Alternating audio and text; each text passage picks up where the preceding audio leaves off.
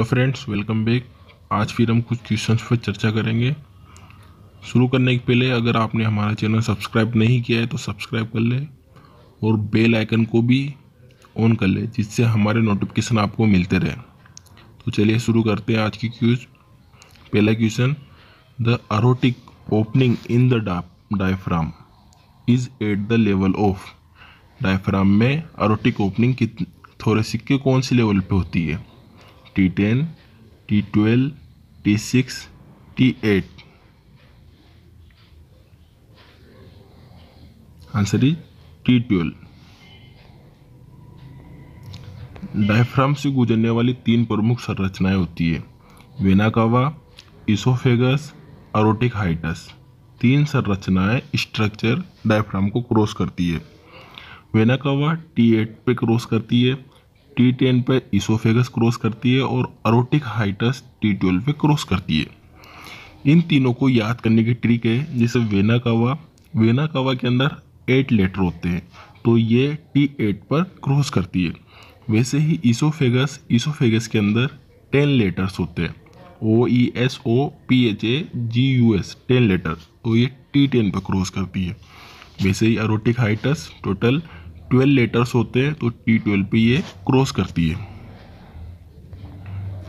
बात करें इस डायग्राम में वेना केवा क्रॉस कर रही है, इसोफेगस भी क्रॉस कर रही है और aortic hiatus. Next question, which of the following is not a content of the pudendal canal. इनमें से कौन सा पुडेंटल कैनाल का पार्ट नहीं है? A pudendal nerve, B internal pudendal artery, C internal pudendal vein, D nerve to obturator internus.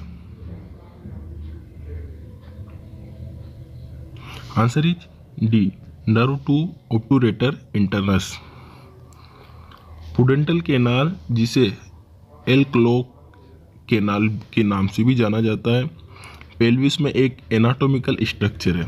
Pudendal canal pelvis के अंदर पाई जाती है, जिसके माध्यम से internal pudendal arteries, internal pudendal vein और पुडेंटल नर्व 3 स्ट्रक्चर पास होते हैं।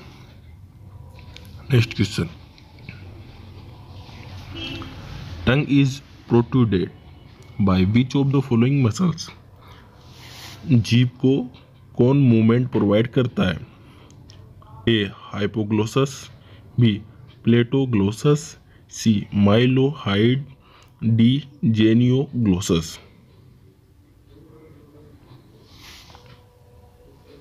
Answer is D genioglossus. Genioglossus fan shaped आकार की टंग की मसल्स है जो जीभ के शरीर के अधिकांश हिस्से को बनाती है। टंग के अधिकांश वास्ट को बनाती है जेनियोग्लोसस मसल्स। जेनियोग्लोसस मसल्स ही जीभ को फैलाने या बाहर निकालने के लिए जिम्मेदार मसल्स होती है। जेनियोग्लोसस मसल्स मोस्टली जीभ का मोस्टली पार्ट ये कवर कर रही है। Next question, 90% of CO2 in blood is transported as A dissolved CO2, B bicarbonate ion, C carboxyhemoglobin, D carbaminohemoglobin. Answer is bicarbonate ion. The remaining 80 to 90% of carbon dioxide transported by the blood is carried as a form of bicarbonate ion. Next question, Wales disease leptospirosis is spread from the contact of A monkey, B rats, C puppies, D cows. Answer is B rats. Next question, in an emergency when the patient is unable to state his blood group. It is safer to cross match with which blood group? A. AB negative, B. O negative, C. AB positive, D. A negative. Answer is AB positive. Next question. Which of these is not the sign of pre-eclampsia? इनमें से कौन सा sign pre-eclampsia का नहीं है? A. Proteinuria, B. Pyrexia, C. High blood pressure, D. Oedema.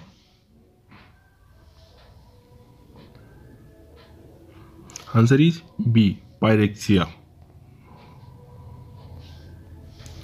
Pre-eclampsia pregnancy का एक विकार अबनॉर्मेलिटी है जिसकी शुरुआत हाई ब्लड प्रेशर और अक्सर पेशाब में प्रोटीन से होती है। मतलब हाई ब्लड प्रेशर और प्रोटीनूरिया प्री-एक्लेम्पसिया के लक्षण है। प्री-एक्लेम्पसिया आमतौर पर एक महिला में 20 वीक्स की प्रेगनेंसी के बाद शुरू होता है। Next question. The solution used to disinfect the bed linen of HIV positive patient is Dettol, Lysol, Savlon, sodium hypochlorite. Answer is D. Sodium hypochlorite. Next question. X-ray study of the fallopian tube is known as A. Salpingography, B. Myelography, C. Cholecystoscopy, D. Pyelography.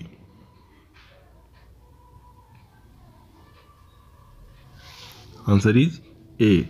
सल्फिंजोग्राफी. Next question. The most common deficiency seen in alcoholic is alcohol लेने वाले patient में कौन सी deficiency सबसे ज़्यादा नज़र आती है? A. Thiamine, B. Riboflavin, C. Pyridoxine, D. Pantothenic acid. Answer is A. Thiamine. Chronic alcohol की वजह से वनिकेस कोर्स ऑफ सिंड्रोम हो सकता है और इसके अलावा थायमाइन डेफिशिएंसी भी देखने को मिलती है। Next question. When a patient return from a undergoing a cardiac catheterization it is most essential for the nurse to. एक पेशेंट है जो कार्डियक कैथेटराइजेशन से रिटर्न आया है तो नर्स का क्या रोल होगा? A. Check peripheral pulse, B. Maintain NPO, C. Apply heat to the insertion site, D. Start range of motion exercise immediately.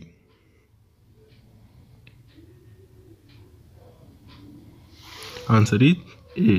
Check peripheral pulse. तो फ्रेंड्स ये थी हमारी आज की क्विज. आपको कैसी लगी हमें कमेंट बॉक्स में बताएं. Thank you.